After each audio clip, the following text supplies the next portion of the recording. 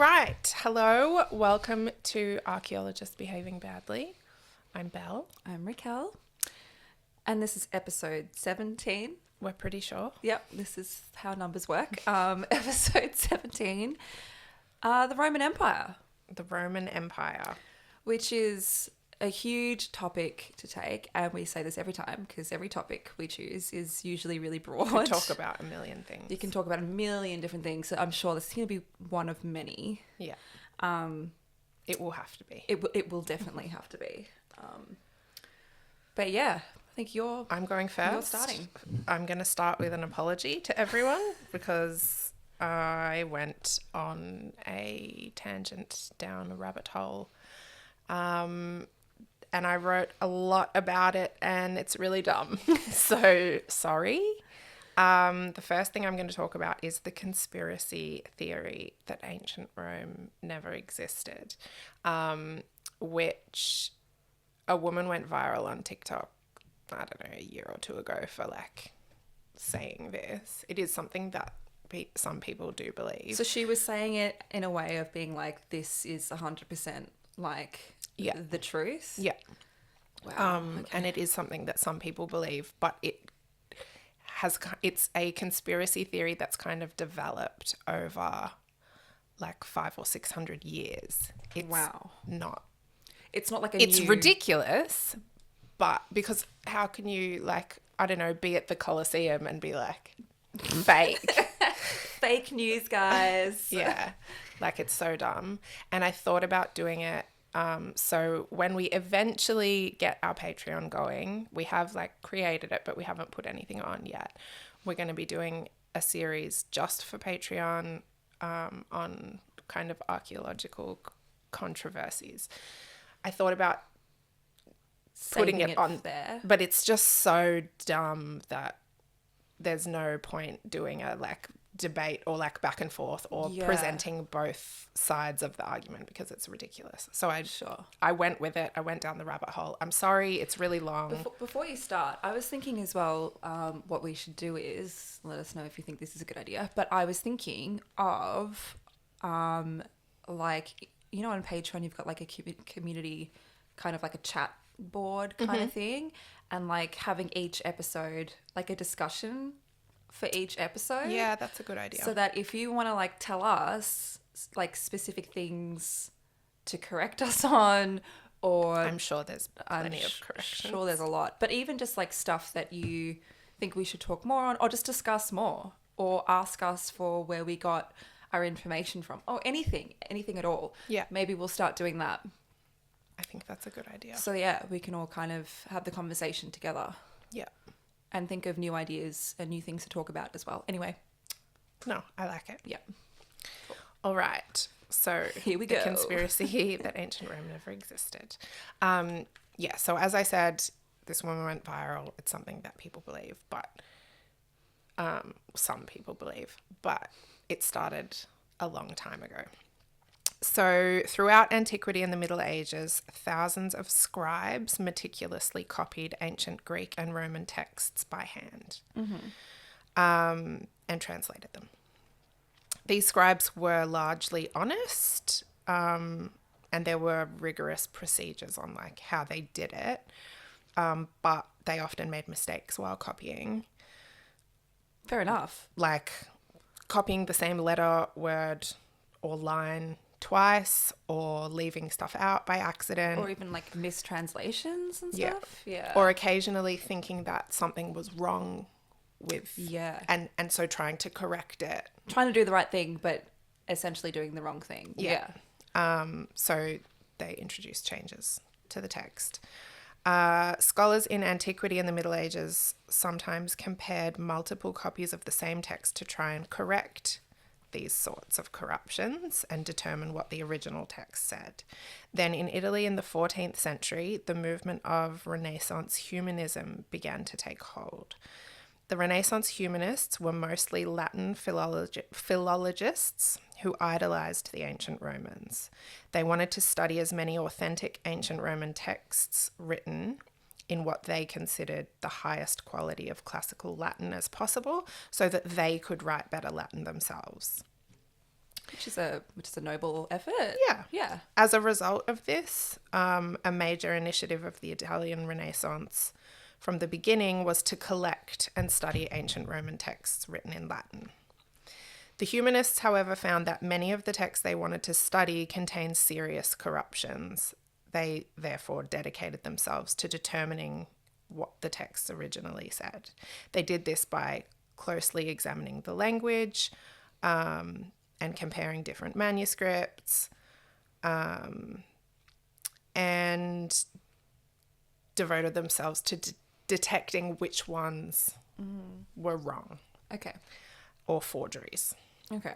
Because there also were real forgeries happening at the same time.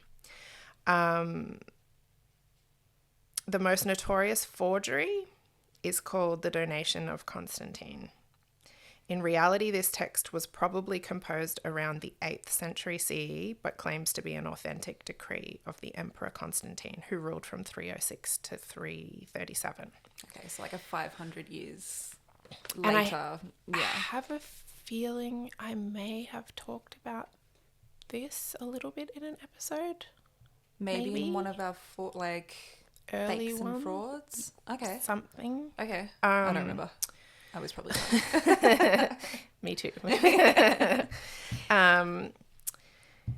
So the Donation of Constantine claims that Pope Sylvester I miraculously healed Constantine of leprosy, and that Constantine, in gratitude, transferred supreme authority over the city of Rome and the entire western half of the Roman Empire to the Bishop of Rome. In the High and Late Middle Ages, various popes used this document to claim that they had supreme political authority granted to them by Constantine I himself. As early as around 1001 CE, the Holy Roman Emperor Otto III may have hinted that he believed it was a forgery, but the document was generally accepted as authentic until the 15th century, when Renaissance humanism brought its authenticity into question. Mm-hmm. Multiple Renaissance humanist scholars denounced it as a forgery on philological grounds, but the most famous critic of the document was the Italian humanist scholar and Roman Catholic priest Lorenzo Valla in around the year 1440. He wrote an essay arguing that it was a total forgery. The essay wasn't published kind of publicly until 1517, and his argument was so compelling that even Catholics came to accept that it wasn't a real document. Mm.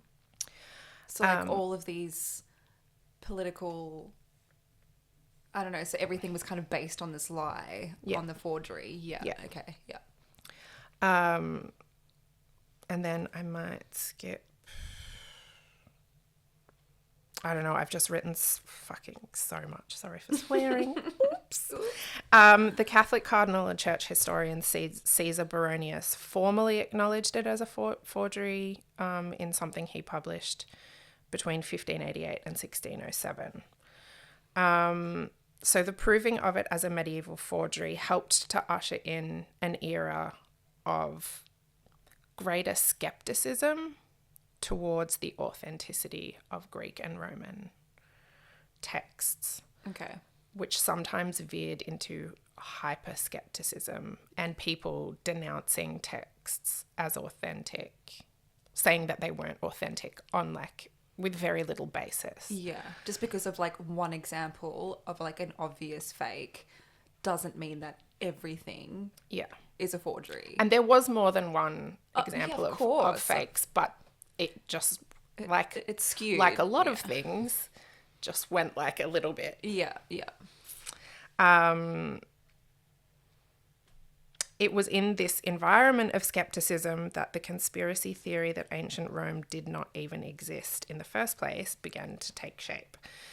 The earliest person who's known to have seriously advanced the claim that the vast majority of Greek and Roman texts are fake was the French antiquarian Jean Hardouin, who lived between 1646 and 1729. He was really passionate about the Latin language. While clearly not that passionate about While studying ancient Roman texts written in Latin, he noticed that many of the texts used forms, words, phrases, constructions that he regarded as wrong and unworthy of genuine Roman literature. Okay. Along with passages that he didn't think made sense. But so he was just like, So he's the authority they're not now. real. Okay. Because it doesn't sound quite right. Right. He published lots of things saying, I'm trying to skip some stuff because it's just a little bit heavy, bulky. He published a lot. He maintained that the Iliad, the Odyssey, Herodotus's histories, the comedies of Plautus, the writings of Cicero, Horace's satires and epistles, Virgil's Georgics, and Pliny the Elder's natural history are the only pagan texts that are truly ancient. Everything else, fake. That's quite a statement. Why? Just because it's well known, therefore it's real. Yeah, and if it's lesser known, it's not. I don't know what actually he based that on, but and that all of the medieval forgeries. Oh, he insisted that all other ancient pagan writings are medieval forgeries, along with nearly all the writings of the Christian Church fathers. So the theory behind it, between his idea, again, this is the late 1600s, early 1700s, is that there was a faction of Benedictine monks who opposed the true teachings of the Roman Catholic Church, and they deliberately forged all this stuff in the 13th century as like part of a plot to undermine the church. That sounds very not religious of them. It's just Just- a bit, it just- it's yeah. just a bit mad. It's just a bit stupid. He insisted that Jesus and his followers actually spoke Latin, not Aramaic, and that the New Testament is, in fact, not a translation, but rather the original text of the New Testament. Blah, blah, blah. Madness. His claims were taken further by the atheist writer Edwin Johnson in the late 1800s, who claimed Jesus never existed and Christianity did not emerge until hundreds of years later than we know it did. And that basically the entire Middle Ages was totally fabricated. Yeah. So that's the guy. Because I've heard that it just didn't exist. It's like, okay. That whole 1,000 years just didn't exist. Which is, it's been an interesting thing to research because this is all based on history, which is written. Totally, yeah. Whereas what we do is It's tangible. physical, material stuff, and there's just like Dateable. no denying. No, yeah. Yeah, anyway. So Facts. Johnson wrote a book called The Rise of English Culture, published in 1904. In this book, he claimed that all of English history before the 15th century never really happened and was all somehow secretly forged by the Benedictine conspiracy.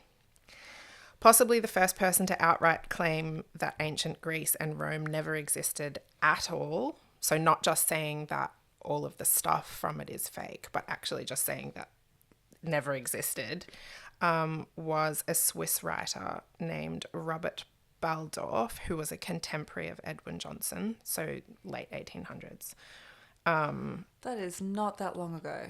He claimed that neither the ancient Greeks nor the ancient Romans ever existed, that the early Middle Ages never happened, and that all surviving works of ancient Greek, Roman, Jewish, Christian, and early medieval literature were totally fabricated by the Italian humanists during the Renaissance as part of this elaborate conspiracy. The next most influential proponent of the conspiracy is the Russian communist revolutionary Nikolai Alexandrovich Morozov, who lived from 1854 to 1946. What the fuck? And he seemed like kind of unaware of these other guys before him. So he wasn't taking stuff that they'd written or like mentioning them or anything. So he was just coming up with what he thought was his own theory. Yeah. Right. Between 1924 and 1932, Morozov published a work in 7 volumes titled Christ. In this work, Morozov proposes that all of human history before the 16th century never happened. Oh my God. Or at least not as it is described by mainstream historians. It just never happened, guys. It's so amazing. We just existed. We just from the 16th, the 16th century. That is just when we were here. Yeah. Wow. So a central part of his argument is that if 2 events are similar and are recorded to have happened at different times in different places, then they must actually be the same event, merely incorrectly transposed into different historical time periods under a false chronology. I mean, you could say that about anything at any time. So he's saying, he argues that nothing is known about human history before around 1000 CE, and that all events in ancient and medieval history that really happened actually happened in the brief span of about 500 years, from 1000 to the 16th century. I mean, even in the mid 1800s, you know enough at that point to, you just know that things have, I don't understand. It's crazy. I don't get it.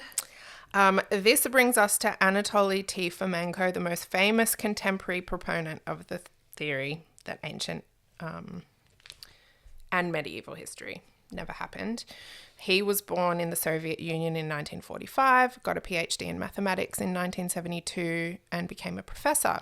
He then turned his attention to world history, as you do, came up with his off-the-rails conspiracy, and presented his ideas in 7 volumes, which were published in an English translation from 2003 to 2006. What? So, scholars will tell you, and as we have learnt, that all of recorded human history spans a period of about 5,000 years. Yep.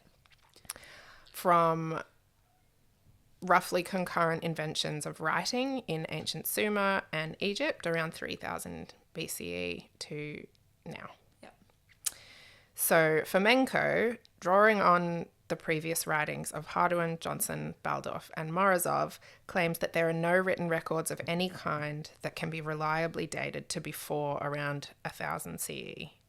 Fucking wrong. That the 11th century CE is when humans first invented writing and when human history first begins. Dumb. It's so dumb. I'm so sorry that we're doing an episode on the Roman Empire and I went down this rabbit hole, but it's I just couldn't stop. And that human history does not in fact span 5,000 years, but rather 1,000 years. What the fuck is wrong with you? What do you think that? He holds that all of the events of ancient and medieval Mediterranean and European history took place between 1000 CE and 1600 CE. And all ancient and medieval texts, monuments, artefacts, and artworks were either deliberately forged during the Renaissance or created during the late Middle Ages and misdated to ancient times. Well, I feel attacked because he's basically saying that what we do is just totally wrong. It's totally wrong. Totally wrong. That the European Jesuits deliberately fabricated all non-European pre-modern history and all the documents and artifacts associated with it in the 17th and 18th centuries, and that pre-modern history of China is Jesuit fabrication based on the supposed pre-modern history of Rome and Byzantium. Fomenko adamantly rejects all established methods of absolute and relative dating. I bet. Instead, he maintains that mathematical statistics are the only valid way of dating historical people and events, which is like statistics is a tool. It's not a dating, like it's not a method, if that makes sense. Like you can use Yes. statistics, Yeah, but yeah, you yeah. can't like, You can't base everything on statistics, but you can definitely use it as part of like yeah. yeah. I mean, I'm sorry, but this guy, okay, this is what I reckon. I reckon this guy probably lives, off grid. He must Alone. be a very alone, very alone. He must, I don't know. He sounds like a super tweaky kind of like loner, Yeah. anti-establishment. It's a very like classic conspiracy theory. like, But tin also hat it's like what for? foil. Like what for? What's the earlier ones, was sort of about undermining the Catholic Church or something. But also, like this like- is like what but like what for? But why? Yeah, I mean, I can understand the earlier ones as well because like archaeology wasn't a thing and like dating wasn't a thing. Yeah, So you just have the text. You just have the text, and I can understand that there's some skepticism when you come across actual forgeries and you go, "What the fuck? Things aren't adding up here." I get that, but like being alive now, today, I do not fucking understand that. That is so not okay. He routinely claims that historical figures who happen to have had the same or similar names or did vaguely similar things, who lived centuries apart, are in fact merely different phantom copies of the same person.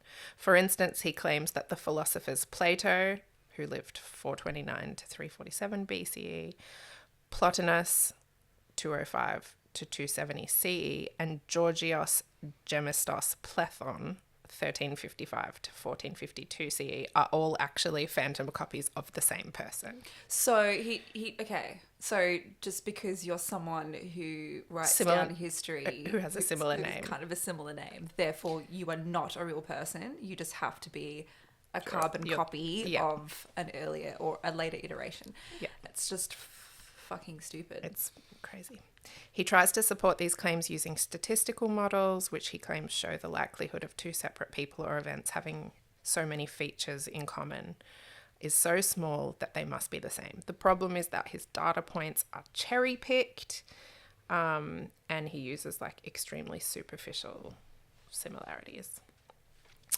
In line with his hypothesis that ancient history in general didn't really happen, he claims that Rome is actually just a placeholder name that has been applied to many different empires at different times.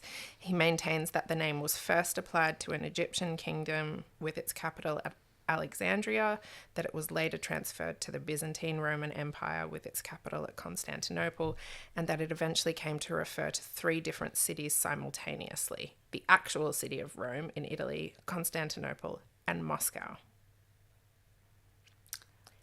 I just think this Mad. guy is a fucking lunatic. So that's where I ended that one. I went back to the start of like how I found it and like looking at what people believe today and like the woman who went viral. Yeah, like what was she saying? Nonsense. I mean, obviously nonsense. So I ended up stopping there once I like dove deep into like that it is actually a real conspiracy theory that goes back hundreds of years, that ancient Greece, ancient Rome, and the entire Middle Ages, it's just like it didn't happen.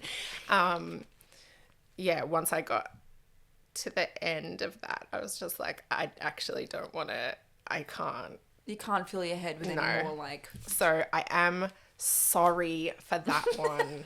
I know, I loved it. That was really long and really, really stupid. And I have a little short one that is actually about Rome. So I did a little bit on the archaeology of the founding of Rome. So according to the legend, a place called Palatine Hill, which is where Romulus and Remus were suckled by their she-wolf adoptive mother and where Romulus killed Remus.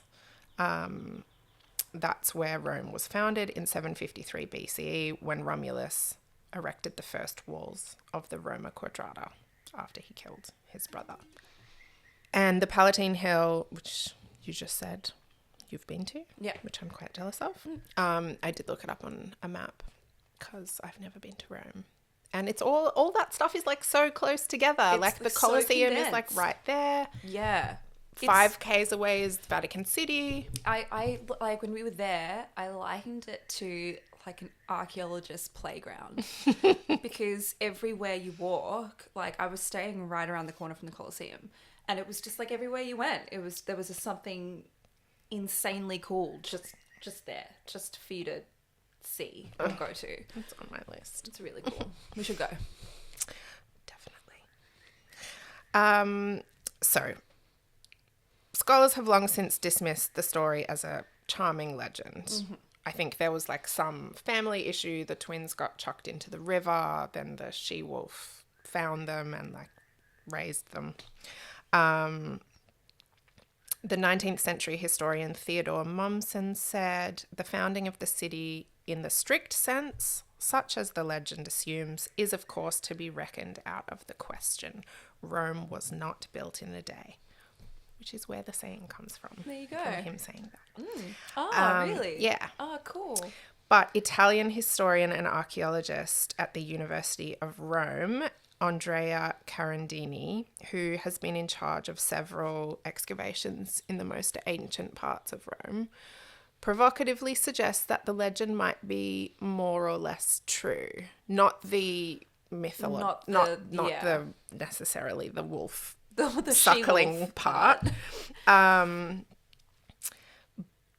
not that Romulus created Rome out of nothing, but that it's possible there was a single day in the middle of the 8th century BC when sacred ceremonies were held to transform a collection of settlements into the city. Yeah. I mean, like there was a day when it's got to start somewhere. Yeah. You know, and there's always a moment he where said, this is something. This is a place now. Yeah. And I'm going to name it after myself. Classic. Carandini believes that inscribed...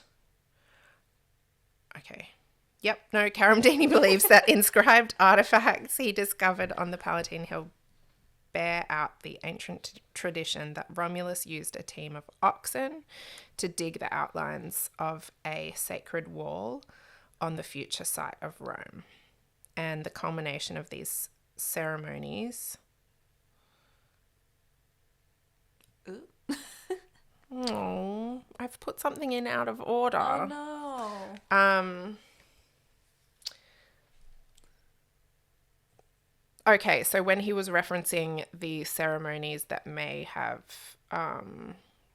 happened on the day that he declared Rome to be Rome. Yeah. The culmination of these ceremonies, he said, was human sacrifice. Once the walls around were completed, a little girl was sacrificed and her attributes were buried under the threshold of the wall. It was the discovery of this foundational deposit, and in particular a cup, that enabled him to date the completion of the walls to the second quarter of the 8th century BC, so close to the traditional date of Rome's founding from the story. That's pretty cool. Yeah. Not so cool that a little girl got sacrificed. No, that's a bit sad. It's a bit rude. It's a bit rude. Definitely a bit rude. In 2007, archaeologists discovered the long-lost cave under the Palatine Hill that ancient Romans had held sacred as the place that the twins were nursed by the she-wolf. The cave was no surprise to Carandini, who has said the tale of the birth of Rome is part myth and part historical truth. He'd already found the remains of the wall that I just said, and a ditch, and also ruins of a palace that he had dated to the 8th century. Quote, when I excavated the Romulan age wall on the Palatine, I realized that I was looking at the very origins of Rome as a city-state. He said the wall built on the slopes occupied by huts of the pre-Roman settlement was dated through a number of foundation deposits. He said the wall was possibly the sacred... Oh, this is kind of repetitive. I'm so sorry. It's fine. The sacred boundary in Rome's foundation legend, and concluded that it was archaeological evidence of the existence of Romulus and Remus. That's a bit of a stretch. I feel like that's definitely a little bit of a stretch. And I think that's been kind of the response that he's had. That's quite a big statement to make. Yeah, they haven't actually found a grave. No. Or like actual evidence of Romulus. Yeah. But the dates line up. And that's really cool. It's very early. Yeah. Like, that's fucking cool. Yeah. I would love to find something like that. Yeah, everything was kind of born around 750 BC. There was no gradual expansion, but the sudden evolution of a city that was great and remains great. This is what he's said. Yeah. Yeah, so his support of the legend has earned him the admiration of the Roman public, but the disapproval of many of his colleagues. Oh my God. I feel like I missed something. Uh-oh. Oh well.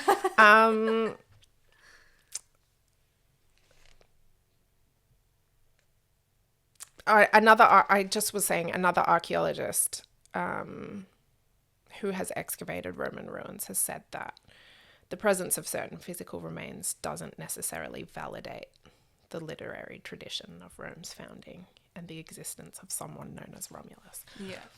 And that was it. But it's nice to... I think having links are nice. Yeah. You know, I don't know. I remember like going to uni, and I think it was like my first class, like ancient civs or something like that. And I remember them talking about the Odyssey or like the Iliad, and being like, none of it's true. None of it's true. And that just didn't sit well with me. Yeah. Because obviously it's mythology. It's, you know, but you never know. There's like, you know, Troy existed. Exactly. You know what I mean? Like, there are parts that may actually come from some historical accuracy. Yeah. But it doesn't mean that the whole thing is.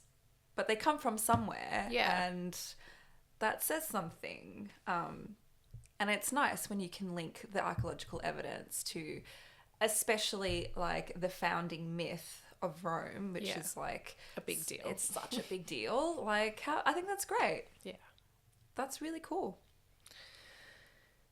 Okay, well, that's me done. Breathe. Okay. All right, my turn. Okay, so when I was researching this, there was this one article, or not one article, there's multiple articles referring to the same archaeological find kept coming up. And I thought maybe you might have done it, because it was like everywhere. Everything that I looked at, this like kept coming up. But I thought I'd take the plunge and do it anyway. Okay. And glad that I did.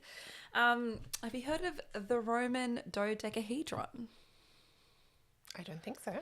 So, I'll just describe it first. So the Roman dodecahedron, or also known as the Gallo-Roman dodecahedron, is a weird, small, 12-sided, hollowed object made of copper alloy, which has been cast into a dodecahedron shape. I'm going to put some photos up. There's lots of photos. And it's a very hard thing to describe. But it's like a weird object. It's hollow, as I said, and it has rounded openings into the hollow center.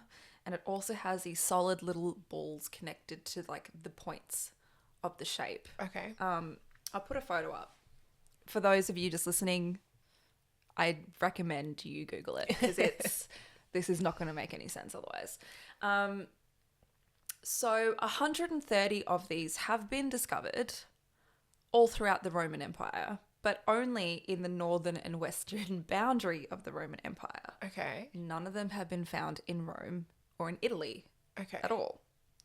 They have been found since 1739 and specifically have been found in Austria, Belgium, Switzerland, Germany, Hungary, Luxembourg, Netherlands, and England. Weird. Very weird. And I think 33 of them have been found in England alone. And this represents an actual mystery. We have no idea. Wow. Archaeologists have no idea what the fuck this thing is. Like, we have no fucking clue what it is. And as I said, none have been found in Italy. They've only been found in like northern or western Europe. Also to note as well, there are no mentions of what this artifact is in any historical, like, textual source. What the hell? There's been no illustrations of this or depictions of this anywhere. We've never seen it before. It just comes up. What? And it's like a solid casted, like, object. So during the excavation of these artifacts, it was recorded that some of these were identified in assemblages that included hoards of coins. Mm-hmm. So there's a theory that they are somehow connected to currency. Potentially these objects were used to check the size of coins because like there's like these little holes so you can put them, but then it's like it's a weird shape. Other theories suggest that they're fortune-telling devices or religious artifacts, because some of these were found in temples or assemblages purporting some kind of religious activity. Yeah. And I just immediately, I was looking at this and I read that, I just immediately thought of, you know, like the magic 8-ball thing that you shook? Because it's like, even though it's 12-sided, but it's like, you know, just like, it looks really weird. Other theories suggest that it's some sort of like survey instrument for estimating distances or size of objects. But since there are no markings or equations etched on it, there's no way of knowing. Some have suggested that maybe it's some part of a weapon, that there's even a theory that the object is part of a metalsmith's test. So, like, to test how good an apprenticed metalsmith is by making this object to see if it's good. I think that's a stretch. Yeah. I thought I'd written it down, but I don't think I did. So they ranged between, I'm sure I wrote this down. They range between 4 to 22 centimeters or 1.6 to 4.5 inches. And I think one that was like 8 centimeters big in diameter was like weighed around like 250 grams or something like that. So like these little like weird paperweight looking, and they all things. look the same. Oh, I want to know what they're for. I know. This is like when you watched Unsolved Mysteries and like you get annoyed at the end when you don't know what happened. When they don't tell you what happened. Yeah. It's weird. Do you want to look at it on your phone? Because I want like, and everyone go look at it on your phone, like, on your computer. It's the Roman Dodecahedron. It is such a bizarre artifact. Oh my goodness. And I think that I had actually... Oh, it's quite cool. It's very cool. I think I had actually come across this years ago. I'm talking like 10 or 15 years ago. But I kind of put it in the probably like a fake fraud kind of situation because I hadn't heard of it actually coming up in proper excavations. I had heard of it coming up in like amateur archaeologists or like, what do they call it when you're like metal detecting or stuff like that. But no, this is like a legitimate thing coming up in fully like official archaeological excavations projects. And never in Italy. Never been found in Italy. And I just don't get it. Why is it only happening in the north? Or like the far west? Bizarre. I'm perplexed. I am perplexed too. Similar objects have been found made from gold in Southeast Asia along the Silk Road from the Roman era. And in fact, it's always been kind of thought that those objects had a Mediterranean influence, that they weren't like Asian in a sense, but they were like inspired by Western. Raquel, what are they I for? don't know. I don't know, and it's killing me. And it's rare that like we don't come up with.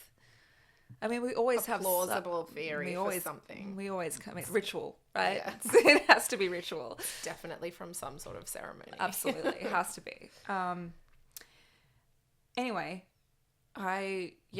Yeah, that's an annoying one. I'm annoyed about that. Yeah, I'm really annoyed about it too. Anyway, go look it up and tell us what you think it is. Comment below what you think it is, because I want to know. Anyway, separately, I've got like another little one. In Bulgaria, archaeologists have discovered an ancient Roman settlement with some very cool finds. So, the excavation took place in Nove in Bulgaria, and it's a Roman military settlement dating to the 1st century AD. It was actually settled by Augustus's 8th Legion around 45 AD within the Roman province of Moesia.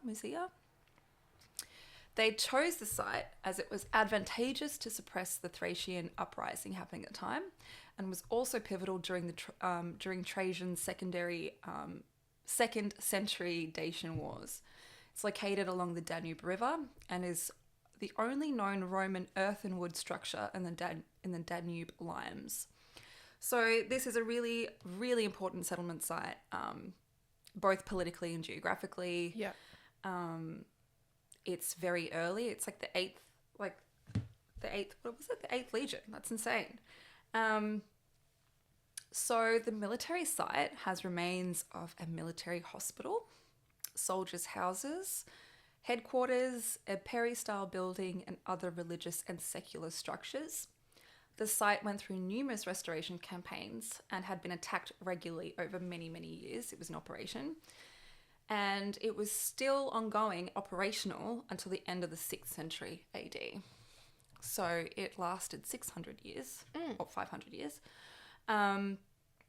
The site has been periodically excavated by both Bulgarian and Polish archaeologists since the 1960s. Okay. And I'm going to add some photos. It looks awesome.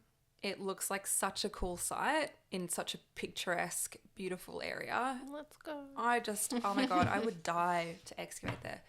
Someone get me on that dig. That would be awesome.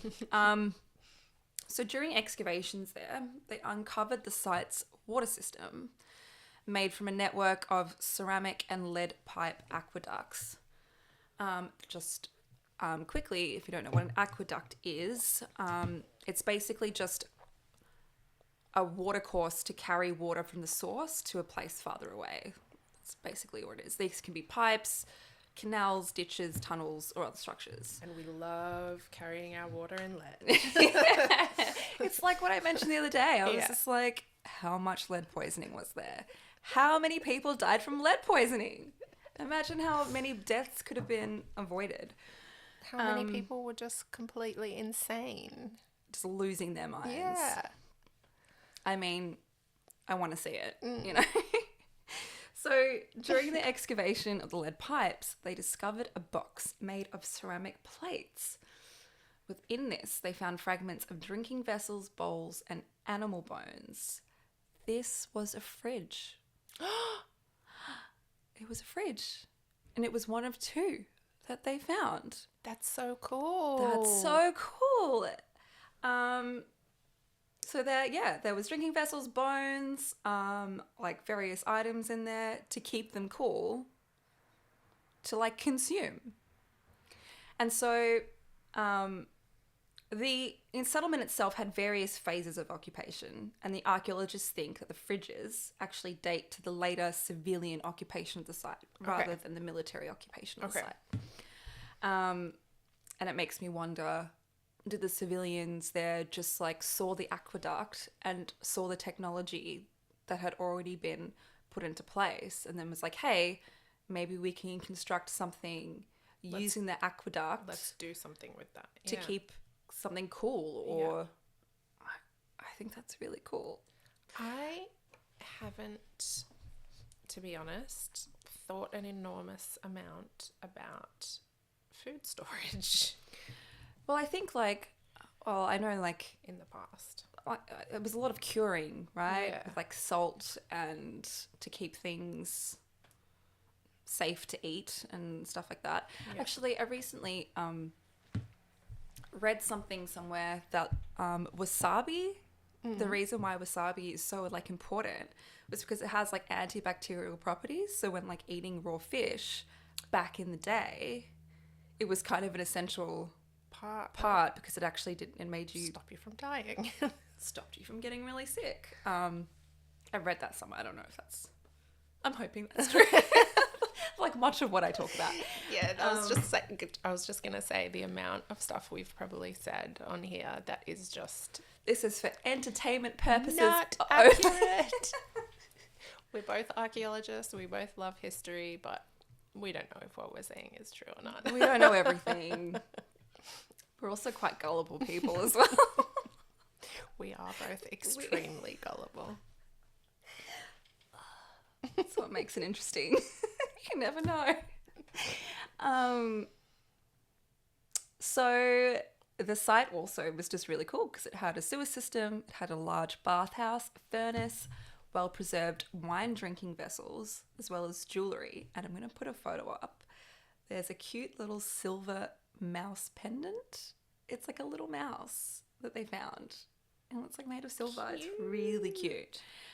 There was also like a little one of a lion, and there was like ceramics with like faces and stuff on it, which really just shows like the more civilian kind of occupation, but actual occupation deposits. We love occupation deposits. We love an occupation deposit. That's it. That's all I got. I'm going to put some photos up though of the site because it looked so cool.